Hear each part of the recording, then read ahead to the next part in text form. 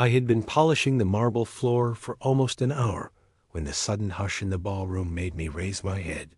The clink of crystal had stopped, replaced by a ripple of murmurs. A man at the microphone, standing beneath chandeliers that looked like frozen fireworks, had just raised his glass. His words traveled across the glittering room, words that did not belong to me, yet carved a hollow inside my chest. To the daughter we were forced to give away, whose name must never be spoken. I froze, the mop still wet in my hands, water dripping into the bucket. The floor shone beneath me, each swirl of wax and soap reflecting fragments of gold from the ceiling. Around me, the guests laughed uneasily, as though the man's toast had been a misstep of drunken arrogance.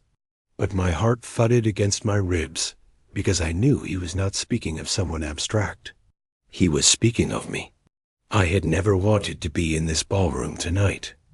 It was one of those assignments passed down at the last minute, when someone else called in sick. I was the stand-in cleaner, the invisible shadow in a uniform that made me blend with the curtains. The housekeeper of elite events, the one who cleared spills before guests noticed, who smiled politely and pretended not to hear their careless words. I had mopped the footprints of men whose shoes cost more than my month's wages. I had dusted the chairs where women in gowns worth a year of rent rested their perfumed wrists. I belonged to the background, but not tonight. The man's face was pale, his suit stretched tightly over his chest as he lifted his glass higher, though his hand trembled. He had the smooth arrogance of someone accustomed to command, yet in his eyes flickered a fear no one else seemed to read. My mop slipped against the slick floor, squeaking in protest, as if trying to call attention to me. Someone whispered near the buffet table. Why would he say that? Everyone knows there was no other daughter. The name of the family was older than most buildings in Snow Paulow's financial district. They owned towers that scraped the sky, glass monoliths stamped with their emblem. Construction and energy had been their empire, brick by brick, cable by cable, across decades. Their surname was etched into bridges and office parks, yet whispered about in connection with strikes, collapsed scaffolds, silenced lawsuits.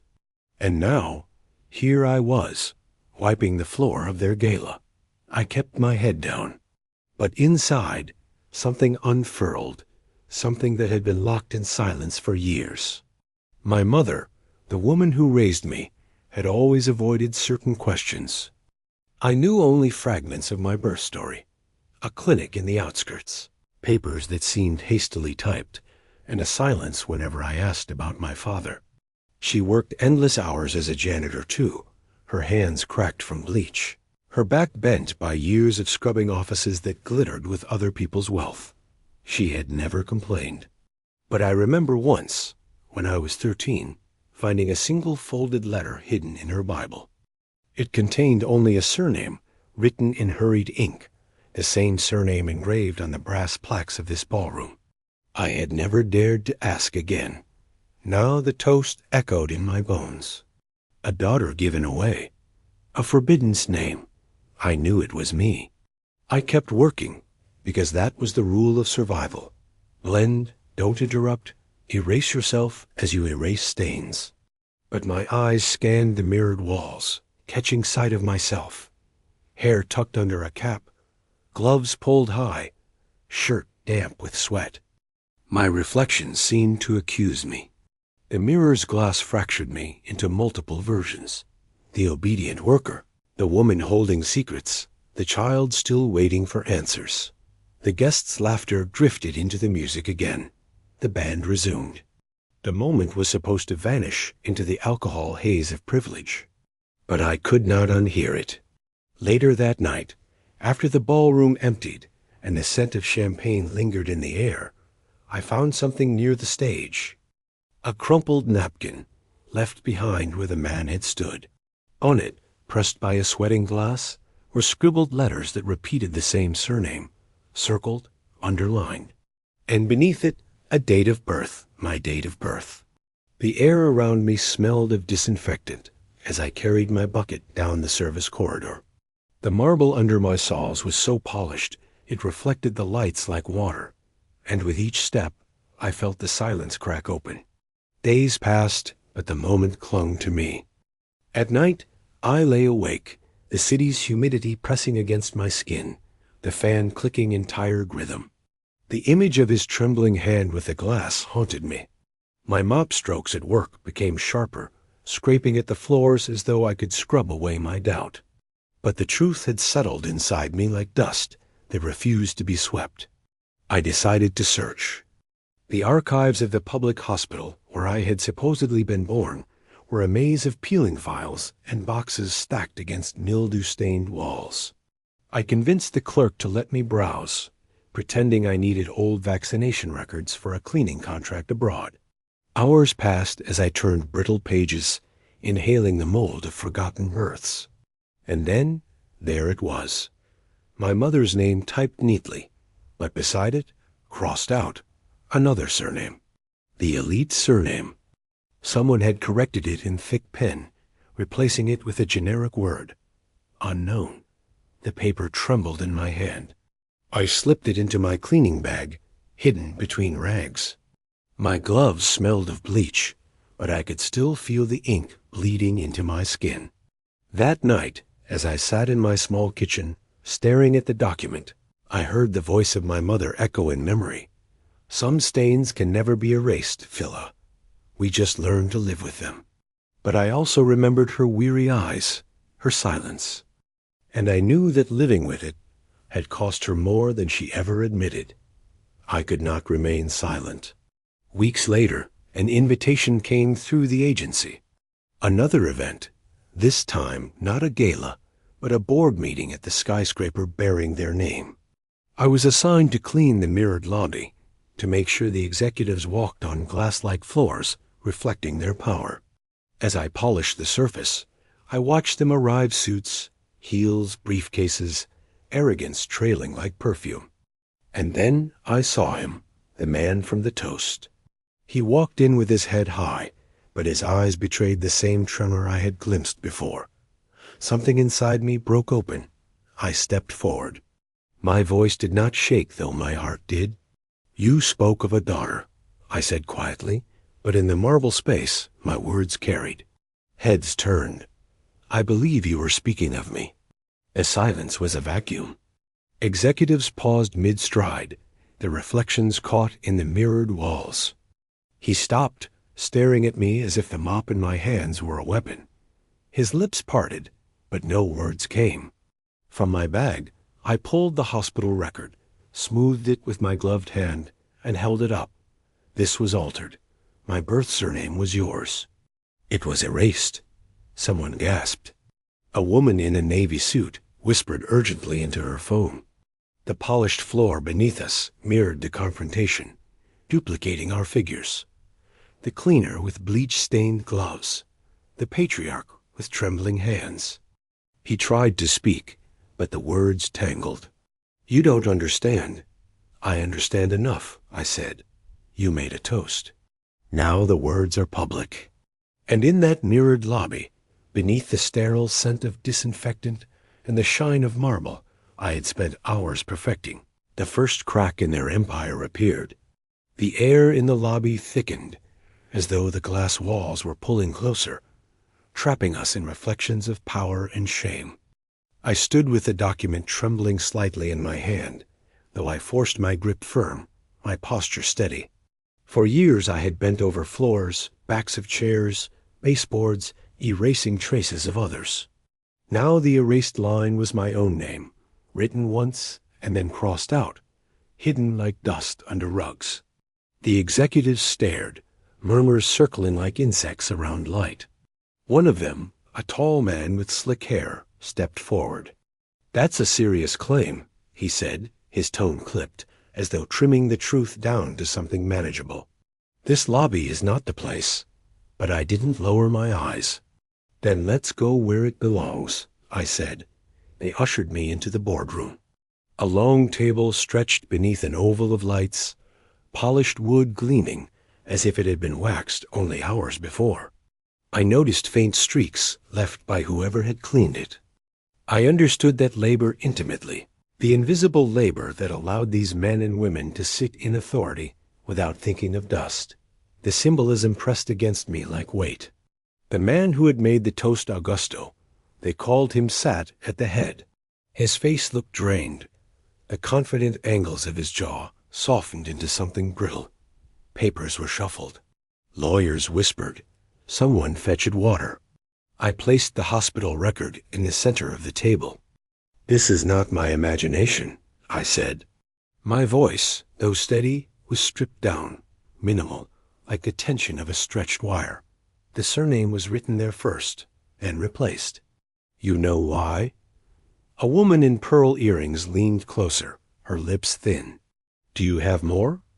Her question cut me, but it also pushed me. I reached into my bag again and produced what I had carried for years, the folded letter I once found in my mother's Bible. I had kept it hidden, a relic of unanswered questions. The ink was faded, the surname blurred by time, but still legible. I set it beside the record. My mother kept this. She died still keeping it. Augusto closed his eyes. The silence around the table hummed like a held breath. Someone at the far end scoffed. Even if this is true, it changes nothing legally. She has no standing. The word nothing sliced into me. I had heard it whispered before, in other contexts, that cleaners were nothing, invisible. That women like my mother were nothing but labor. But I was not nothing, not anymore. I have standing in truth, I said quietly. Lawyers began their careful dance. Dates, signatures, requirements. I sat still, watching the polished table reflect the storm above it. For once, I was not cleaning those reflections. I was part of them. Augusto finally spoke, his voice rough. Bring the files. There was confusion. Sir? Bring the adoption registry, he repeated. When the file arrived, sealed in an envelope stamped decades ago, my heart stuttered. They slid it open with a silver letter opener, the kind of object that had never existed in my world of plastic and bleach. Inside was the form, yellowed, edges frayed. My name, my birth date, my mother's first name written in full. But beneath, in the column marked father, there was his signature. I gripped the arms of my chair, the gloves still on, the faint smell of disinfectant rising from them like a reminder of where I came from. Gasps fluttered around the room. The executives shifted, as though the foundations of the table itself had tilted. One of them whispered, "This is impossible." That file was sealed. Yet there it was, undeniable. I looked at Augusto. His eyes glistened, not with triumph, but with something else, guilt or fear. Perhaps both. He tried to speak, his mouth opening, closing. Finally, he whispered, "You were never meant to see this." And yet, I said, I did. The boardroom erupted arguments, phone calls, fragments of legal language colliding in the air. I sat silently, the eye of the storm, feeling the weight of years pressing into the present. My life of scrubbing, of carrying buckets, of blending into corners, had led to this exact moment, the stain revealed, impossible to erase. News of the confrontation spread faster than I expected. That night, as I returned to my apartment, the neighborhood seemed to hum differently. Neighbors glanced at me with questions in their eyes. A colleague from the cleaning agency called, her voice urgent. They say you challenged them in their own boardroom. Is it true? I answered only, yes. In the days that followed, I began to receive messages slipped under my door. Photocopies of old articles about strikes at the construction sites, about workers injured and silenced. One included a photo. My mother in her youth, standing among the workers with a protest sign, her hair loose, her eyes fierce. I had never seen her like that. The photo had been published once, then buried. But now it had found its way back to me. Another proof. Another piece of the erased. The executives tried to silence it, of course. They issued statements denying everything. calling it fabrication. But the documents had already circulated scans of the hospital record, the adoption file, the photo. They were undeniable. One morning, I was summoned again, not to clean, but to attend. A public confrontation had been scheduled. A press conference at their headquarters. Reporters invited. They had no choice. The evidence was too heavy, the rumors too persistent. They needed to control the narrative. I arrived wearing the same uniform I always wore, the navy shirt, the black trousers, the gloves tucked into my pocket. I could not afford anything else, but I also wanted the truth to appear exactly as it was, a cleaner against an empire. The lobby was packed, cameras flashing, journalists murmuring. They led me to the front, where a podium stood against the mirrored wall. The family members lined up beside it, their expensive clothes shining under the lights. And there, at the center, Augusto. The moderator cleared his throat. There have been allegations. I stepped forward before they could shape the narrative. My voice was calm, forensic, stripped of embellishment. This is not allegation. It is record. I laid the documents one by one on the podium. The hospital file with the crossed-out surname, the faded letter from my mother's Bible, the sealed adoption file with his signature, the photograph of her among protesting workers. Each piece landed with the weight of truth. Gasps filled the room. Cameras clicked like insects. The mirrored wall behind us multiplied the scene infinitely. Proof upon proof, reflection upon reflection. Augusto finally spoke, his voice trembling into the microphone. She is my daughter. The words, once toasted in secrecy, now echoed publicly, impossible to retract. For a moment, the room swayed. Reporters shouted questions. The family shifted uneasily, some turning away, some glaring at me with venomous eyes. But the truth had already broken open, like bleach poured into dark water. There was no going back. I stood still, my hands steady on the podium. My gloves were in my pocket, but I could smell them faintly, a reminder of work, of stains. Scrub it until surfaces gleamed. The metaphor was too clear. Tonight, it was their name, their empire, that had been scrubbed clean of lies. After the conference, I walked alone through the humid streets, the city vibrating with traffic and voices. My reflection followed me in shop windows, bus doors, puddles. For the first time, I did not look away. Yet I knew this was not the end. Public words were powerful, but transformation required more.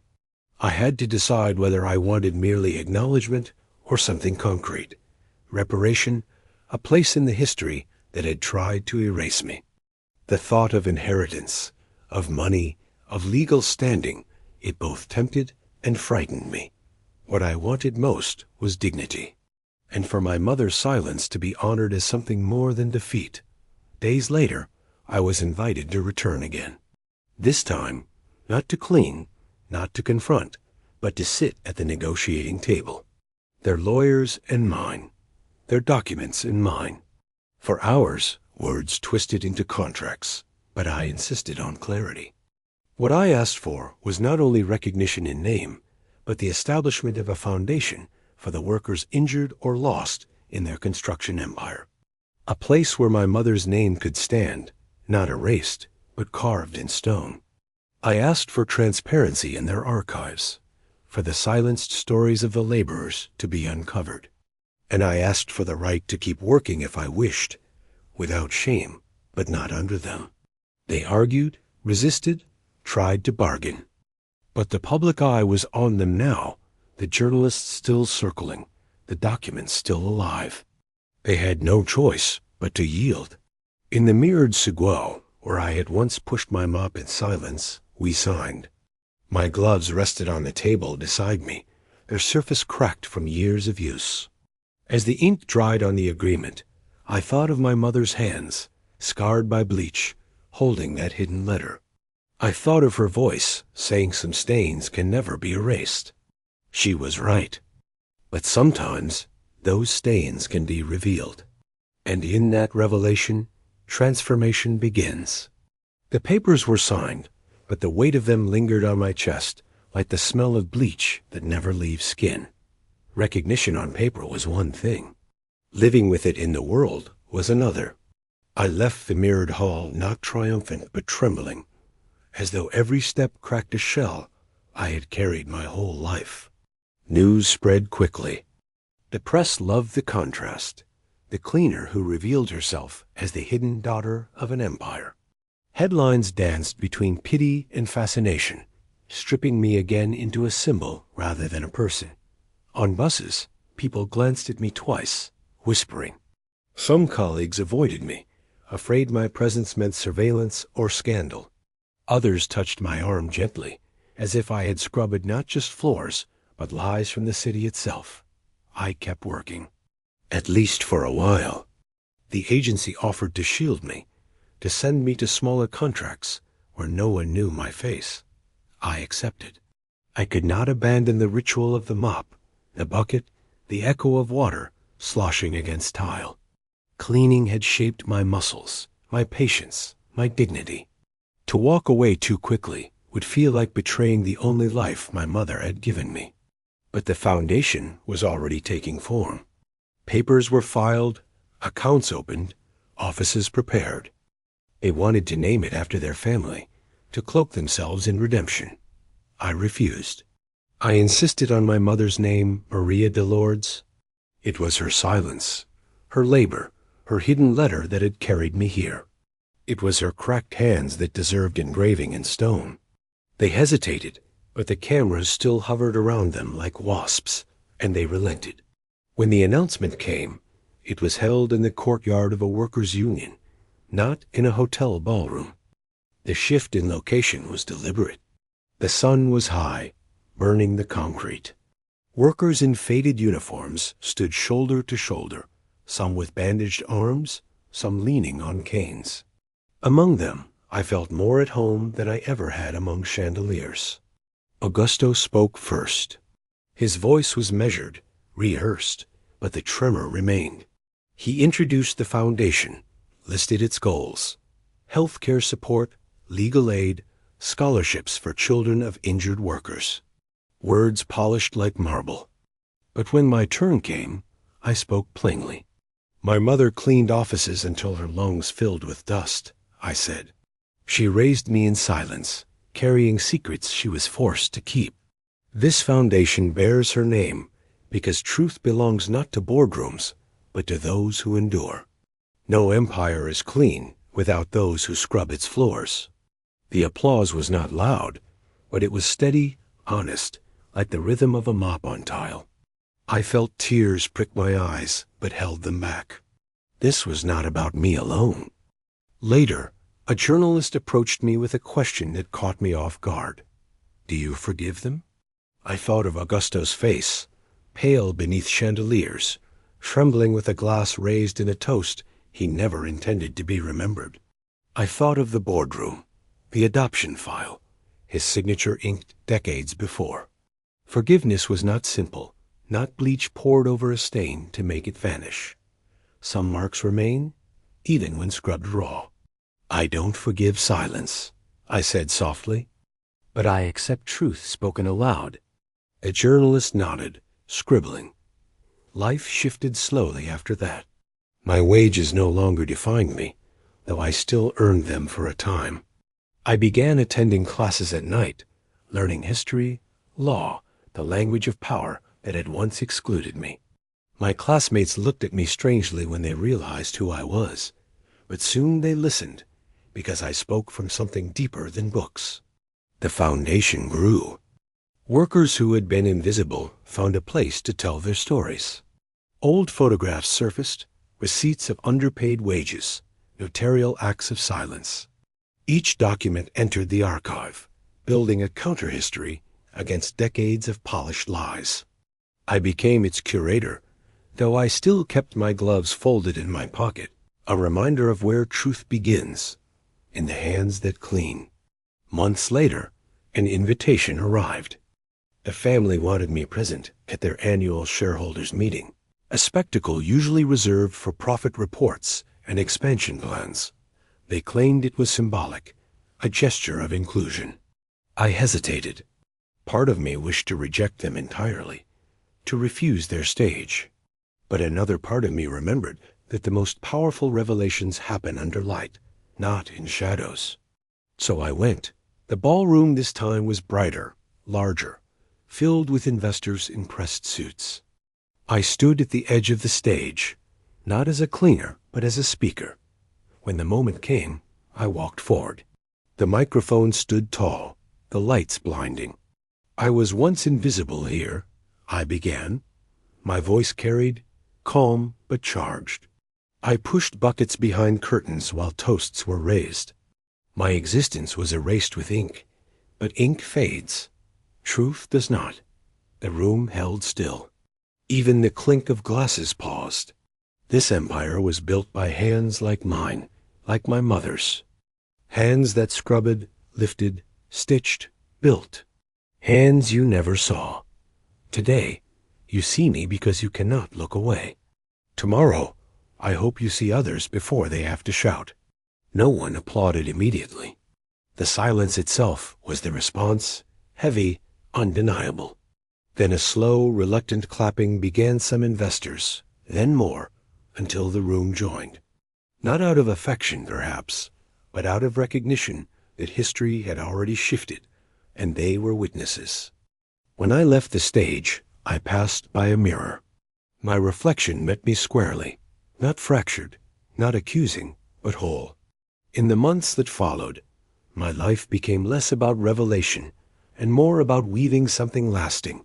The foundation opened clinics. A scholarship was granted in my mother's name to a young girl who also worked cleaning offices with her aunt. I visited her once.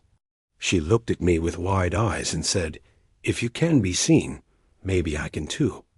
I smiled, though tears pressed behind my eyes. At home, my apartment remained modest.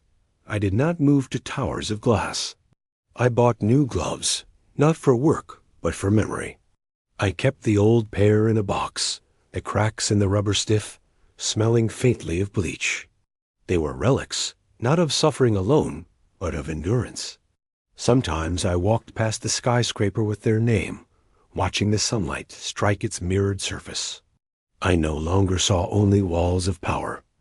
I saw cracks where truth had seeped through. I saw my reflection standing, not bowed, but upright. One evening, as rain slicked the city, I dreamed of my mother. She was standing in a hallway, mop in hand, smiling faintly. "You cleaned well, Phila," she whispered in the dream. "Not just floors." I woke with tears drying on my cheeks, the scent of rain mixing with the faint memory of disinfectant. The city kept moving. Buses groaned, workers hurried, investors schemed. But I had shifted. I carried two worlds inside me, the one of marble lobbies and boardrooms, and the one of cracked gloves and buckets. Neither erased the other. They stood together, like the reflection in a mirror finally aligned. And though I knew injustice never truly disappears, it stains, it lingers, I also knew it can be revealed, documented, spoken aloud until it can no longer be ignored. That was my work now. Not vengeance, not erasure, but exposure. The last time I returned to the ballroom where it all began, it was to speak at a memorial for workers lost in a collapsed site decades earlier. Their names were read aloud, one by one, echoing under chandeliers. I stood by the polished floor, the same one I once scrubbed on my knees, and placed a bucket and mop at the front, not as tools of servitude, but as symbols of unseen labor now honored. The audience fell silent, the weight of the gesture heavy, undeniable. As I stepped back, I felt it. A cycle closed, another opened. My story was not about wealth gained or status claimed. It was about visibility, about dignity, about refusing to be crossed out again. And as the lights glimmered above, reflected in the still water of the bucket, I knew my mother would have been proud. The floor was clean, but this time it was the truth that shone.